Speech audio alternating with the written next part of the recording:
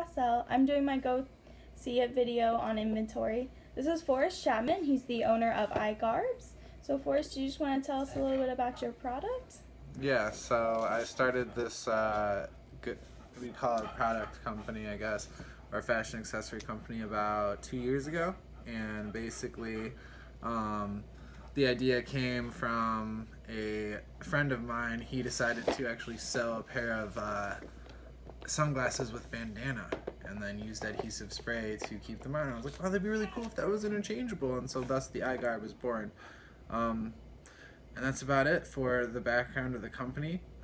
We are definitely targeting people in the demographic age, 13 to 30.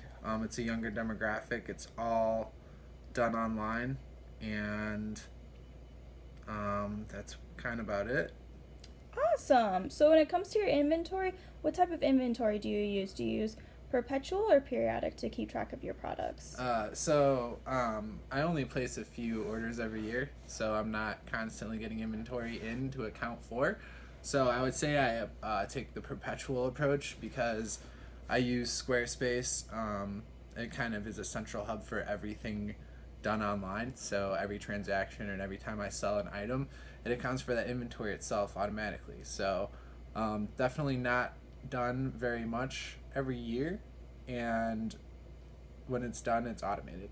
Perfect. And then when you're selling your products to your customers, do you use the FIFO or the LIFO method? Well, when I keep track of my inventory, I generally try to make sure a specific SKU is sold before replacing it.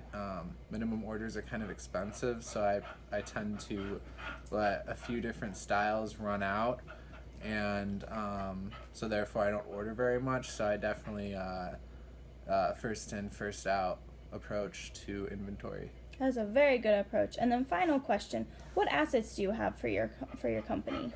So basically, the assets include, labor costs. Well, I guess you can't include labor costs as an asset, but that is a cost.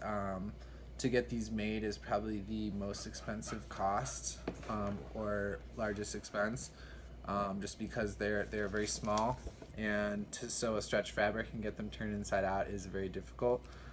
So that's kind of the bottleneck in the process right now. But in addition to that, just very simple supplies, a computer, Squarespace subscription, domains, getting the company incorporated as an S corporation, legal fees associated with that, but that is considered an asset in that of itself because it's an entity. And so very, very little assets, a sewing machine, and kind of just using the power of the internet and what it offers.